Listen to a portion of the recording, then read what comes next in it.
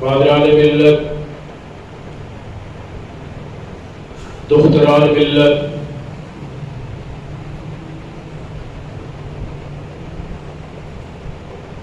नौनिहालान मिल्लत, नौजवानान मिल्लत और बुजुर्गान मिल्लत,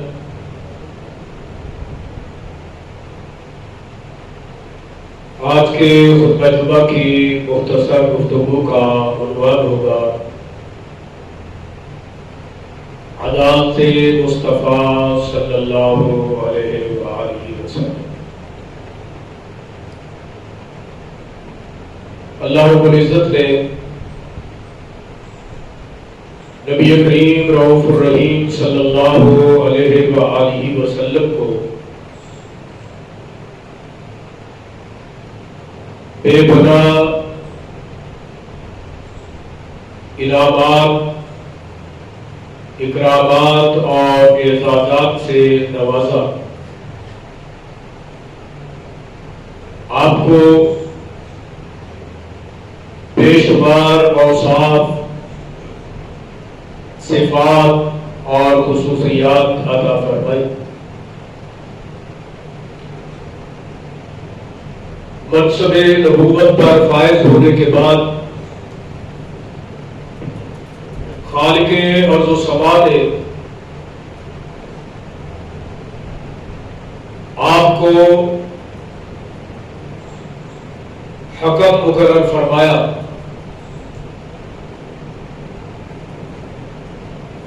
आपको मुनसिफ़े आज़म का दर्जा अता फरमाया।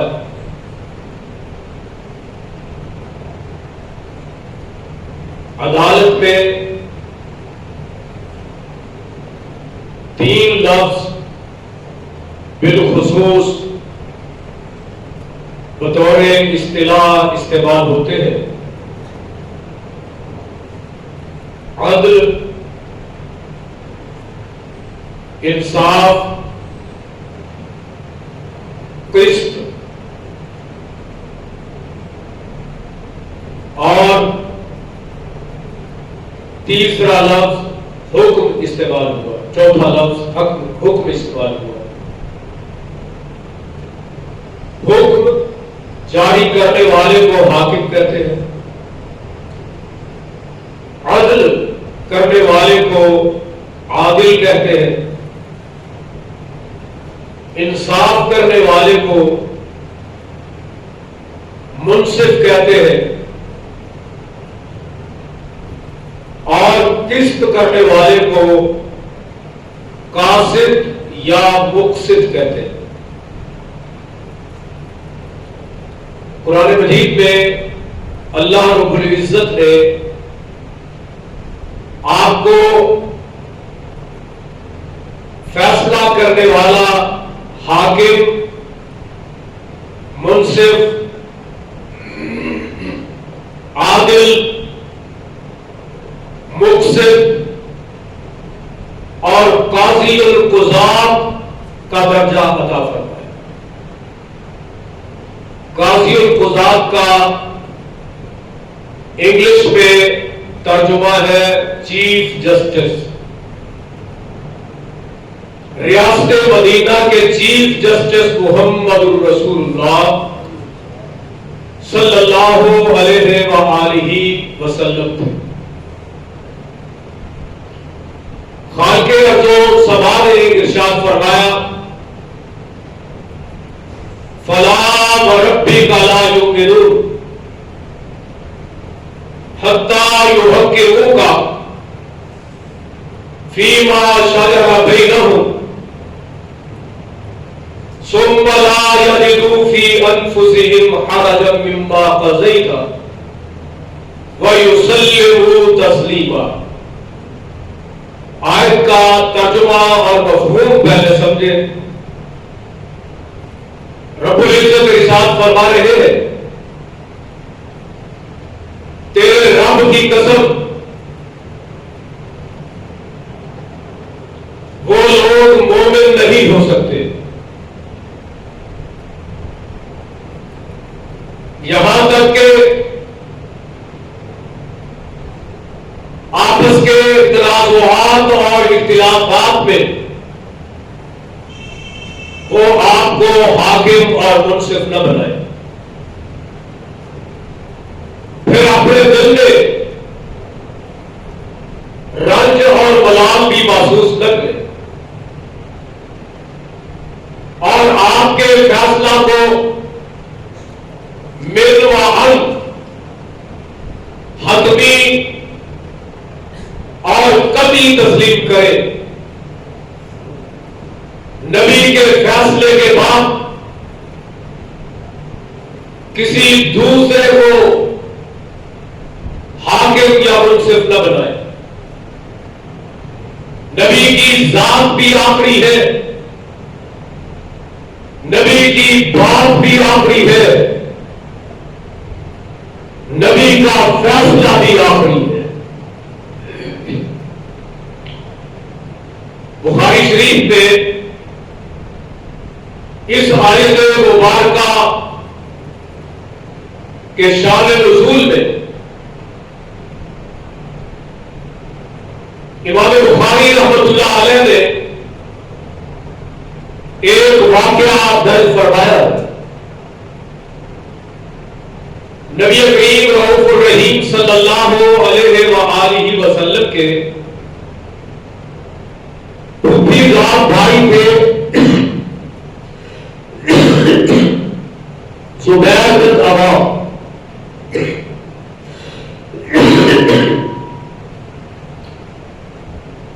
जिनका बड़ा मर्तबा और मुकाम अशरा मुबशरा में शामिल थे। काश्तकारी करते थे, ज़राअत में आबपाशी को बुनियादी अहमियत हासिल है।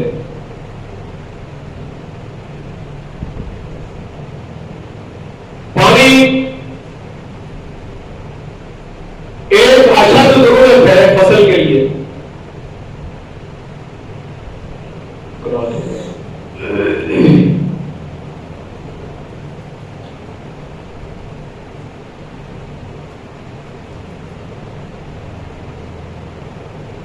हज़रत ज़ुबैर बिन अव्वाम की खेती से एक नाला गुजरता था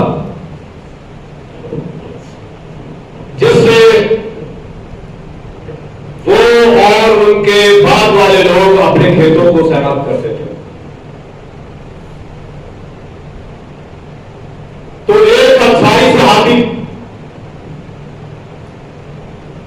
जिनका प्लाट, जिनका खेत हज़रत ज़ुबैर के बाद था,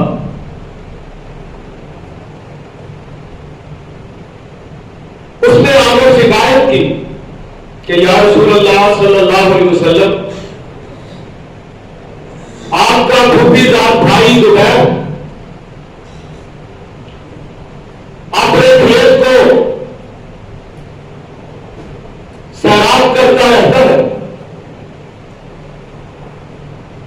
और मेरे खेत की बारी बहुत देर बाद आती है। आप जरा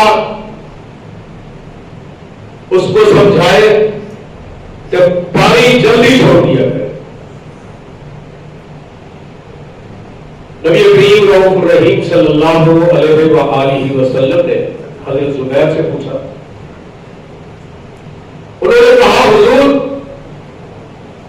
जो वक्त मेरे खेत के लिए वक्त मुकर्रर है, मैं उतनी देर तक पानी बंद रखता हूं और बाद में जब मेरा वक्त खत्म हो जाता है मैं पानी छोड़ देता हूं।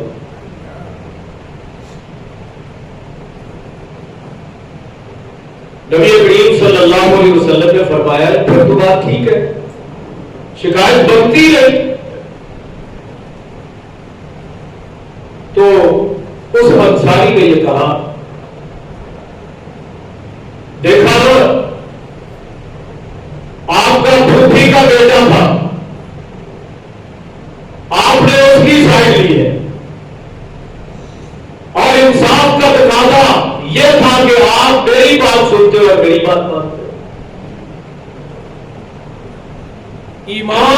इताअत नबी की बात मानने का नाम है, मनवाने का नाम नहीं है। अल्लाह अकबर कबीरा, मेरे नबी जलाल में आ गए। कहा जुबैर, पहले तुम जल्दी पानी छोड़ देते थे, अब उतनी देर तक पानी नहीं छोड़ना जितनी देर तक तेरे खेत के किनारों से पानी ऊपर न गुजरने लगे। फर्ज ज़रात करो, अल्लाह ने आयत नाज़िल कर दी, फला व रब्बिका ला युमिनून, मेरे महबूब, मैं पूरी कायनात का रब हूं, लेकिन सारी कायनात एक तरफ, मुझे उस बात पे फख्र है कि मैं तेरा रब हूं। फला व रब्बिका ला युमिनून, तेरे रब की कसम, ये लोग उतनी देर तक काबिल मोमिन नहीं बन सकते जितनी देर तक अपने बागी झगड़ों में आपके फैसले को हतमी फैसला न डाले और दिल में रंजो मिलान महसूस न करे और उस बात को मिल व हम तस्लीम न करे, उतनी देर तक इनका ईमान काबिल कबूल नहीं। इसी रात की शान रसूल में इमाम जलालुद्दीन सुयूती रहमतुल्लाह अलैह तारीख खुलफा में एक वाक़या नकल किया है।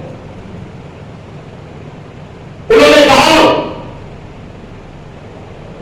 एक नाम नेहाद मुसलमान और एक यहूदी के मौजूद झगड़ा हुआ।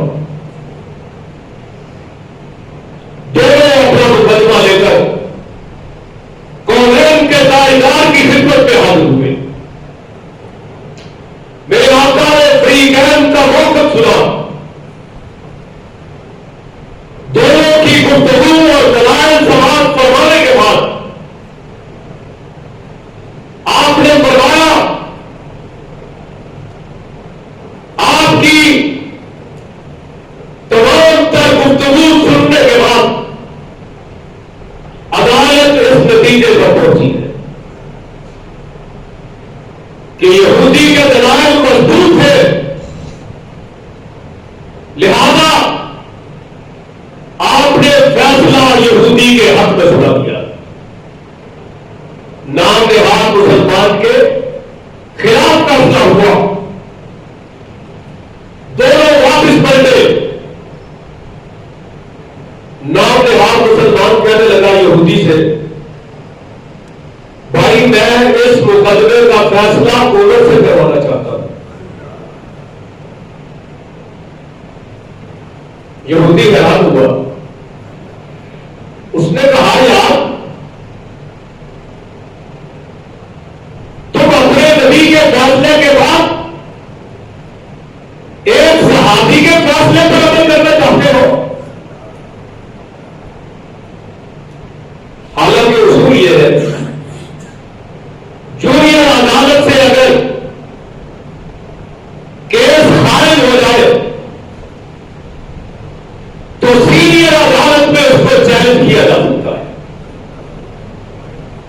मसलन एक फैसला हाई कोर्ट ने किया है,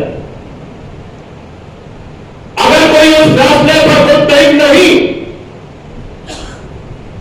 तो वो हाई कोर्ट से सुप्रीम कोर्ट में जा सकता है, रिट दायर कर सकता है। लेकिन दुनिया का यह दस्तूर नहीं है कि फैसला सुप्रीम कोर्ट सुना दे और उसके बाद हाई कोर्ट में जाकर अपील की जाए। यह मुमकिन ही नहीं है। बहरहाल नाम नेहाद मुसलमान का इसरार हद से बड़ा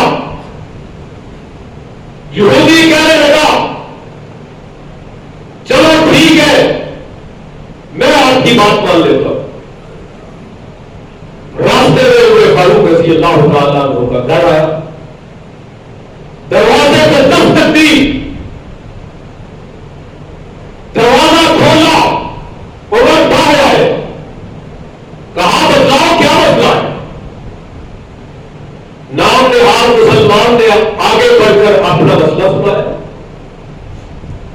यहूदी खामोशी से सुनता रहा।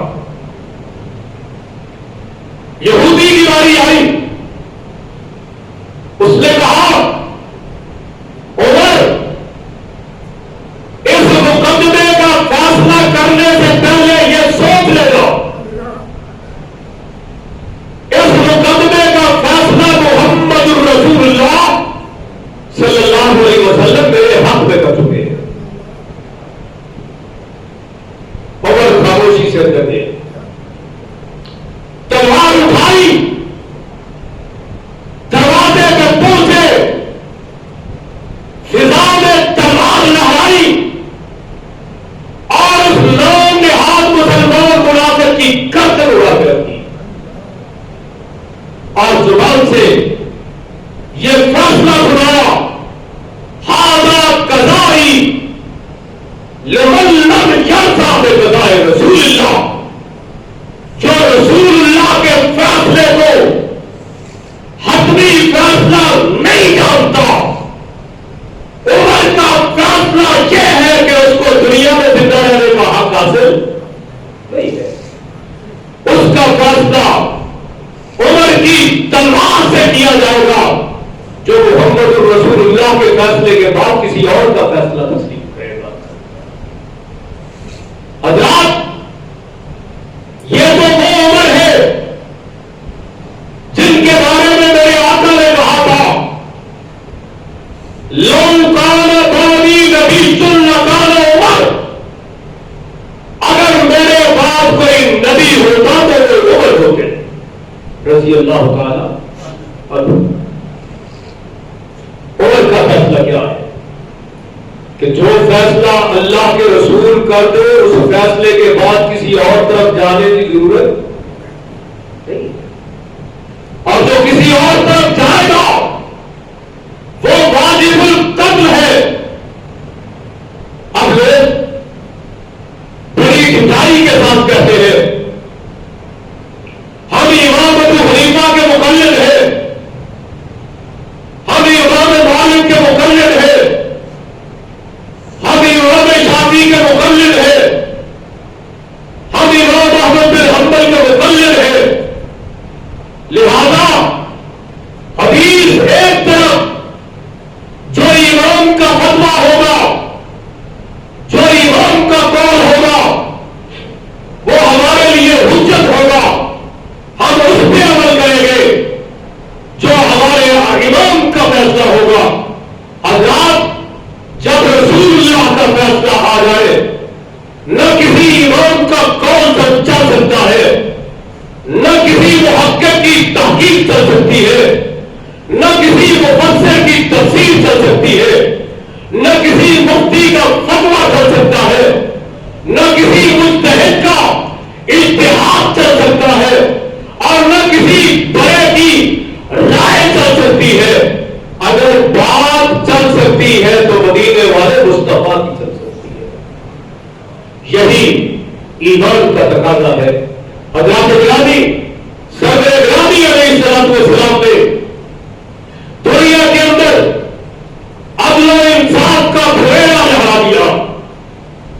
आपके अदल का यह आलम था कि जब अंसारी सहाबी ने कहा कि आपने अपने ठुठीदार भाई की साइड ली है, तरफदारी की है, तो मेरे आका ने फरमाया था, अगर इस दुनिया के अंदर जमीन की पुष्ट पर मोहम्मद इंसाफ नहीं करता तो कायनात में कोई मुझसे हो सकता नहीं, सल्लल्लाहु अलैहि वसल्लम।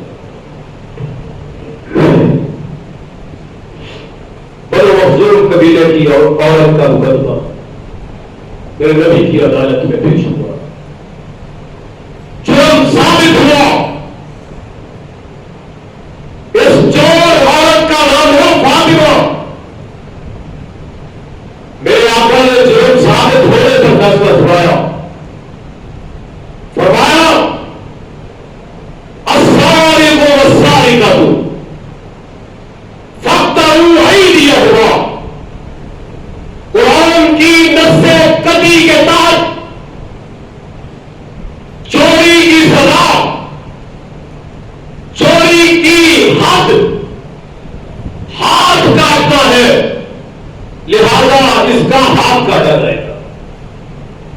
फैसला हो चुका। अब औरत के अजीज व अकारिब रिश्तेदार जमा हुए, कहा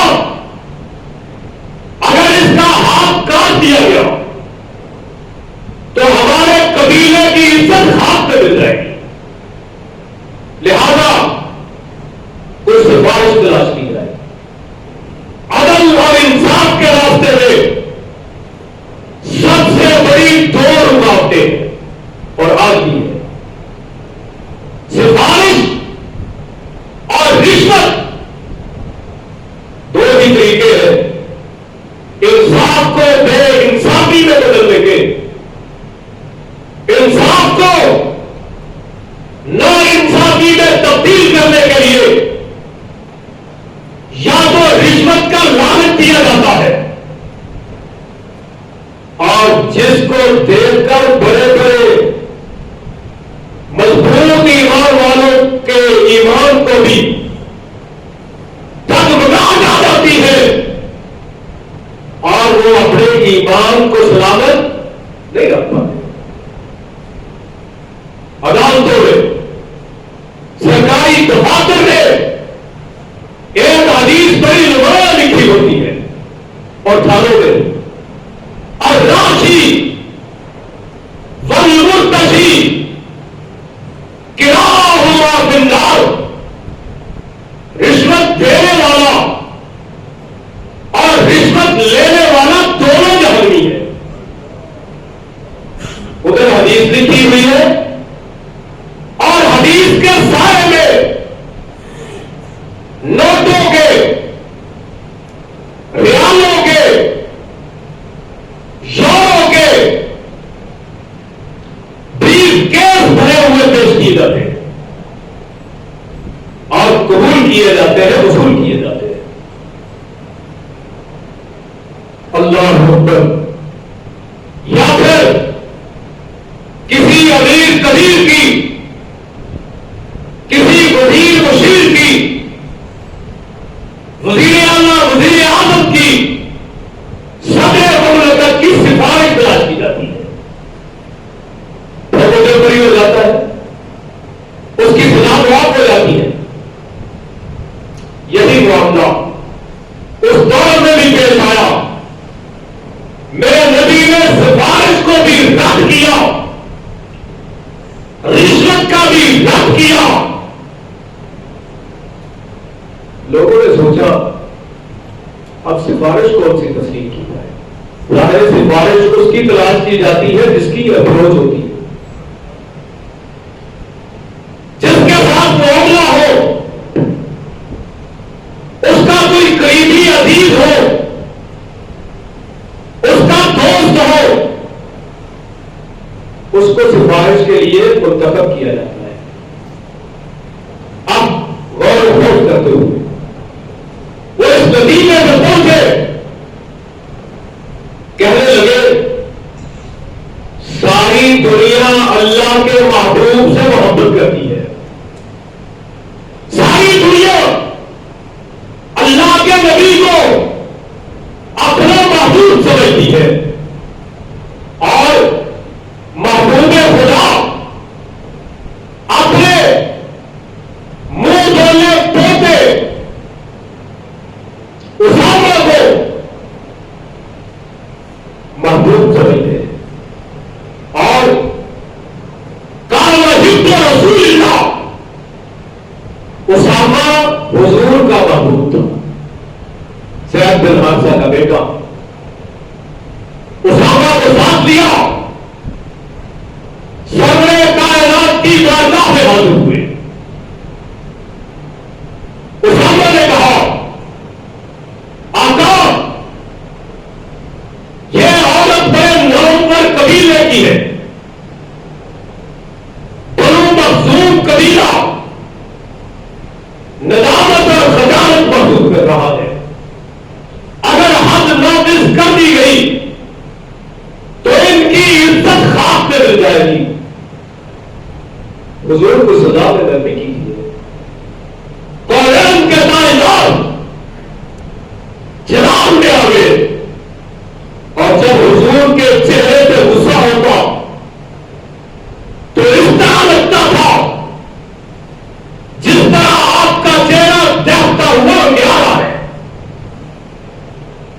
हुजूर का चेहरा चुक।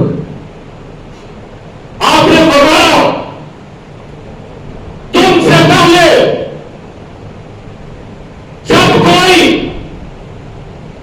मुजरिम कसूरवार अदालत में पेश होता, अगर वो बाहर होता तो उसको बाइज्जत तौर पर बरी कर दिया जाता था, और अगर मुजरिम बेहसीयत होता, गरीब मस्कीन होता,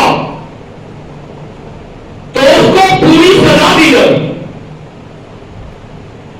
आपने फरमाया यह फातिमा बनु मखजूम कबीले की औरत है, वल्लाह लो अल्लाह फातिमा था बिन्त मुहम्मदिन साकत लकता तो यदहा। मुझे पैदा करने वाले रब की कसम है, अगर मेरी बेटी फातिमा भी चोरी करती तो मैं उसका भी हाथ काट देता। ये है अगले मुस्तफा, ये है इंसाफ मुस्तफा। हजरत गिरामी, आज अदालतें तो मौजूद है लेकिन अदल इंसाफ मौजूद नहीं। अल्लाह करे हमारी अदालतों में रब का कानून नाफिज हो जाए। कुरान ने कहा है वमन लम यहकुम बिमा अंज़लल्लाह फउलाइका हुमुल फासिकून। जो अल्लाह के नाज़िल करता अहकाम के मुताबिक फैसला नहीं करता, वो जज, वो जस्टिस, वो चीफ जस्टिस रब के कागजों में फासिक लिखा जाएगा। वमन लम यहकुम बिमा अंज़लल्लाह फउलाइका हुमुल ज़ालिमून। जो अल्लाह के कुरान के मुताबिक फैसला नहीं करता, वो रब की बारगाह में ज़ालिम लिखा जाएगा। वमन लम यहकुम बिमा अंज़लल्लाह फउलाइका हुमुल काफिरून। जो अल्लाह के कलाम के मुताबिक, रब के हुक्म के मुताबिक फैसला नहीं करता, वो रब के हक काफिर का माना जाएगा। फासिक, जालिम और काफिर है वो काजी, वो जज, वो जस्टिस, वो चीफ जस्टिस। मैं नहीं कह रहा, रब का कुरान कह रहा है, जो रब के नाज़िल करदा कानून के मुताबिक फैसले नहीं करते